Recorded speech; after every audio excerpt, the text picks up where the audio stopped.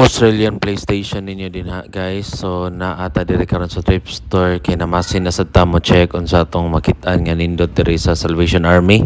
So naatay nakit-an diri nga PS3 nga console nya nasa usa ka controller nya na ay wire kuyog niya. So atay i-check kung goods ba ni siya. So napalitan it for $10.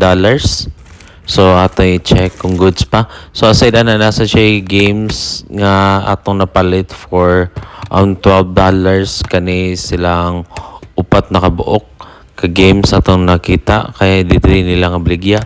So kani sila atay sa testingan kung goods ba ni sila. So mas mahal ang atong games kaysa sa console. So nigamit ta sa atong card diri nga loyalty card. So ari nato nagamit ang kaning last na to.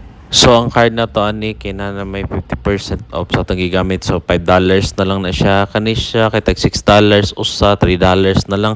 So mao $12 ato na palit ani nga mga games upat ka buok goods kayo.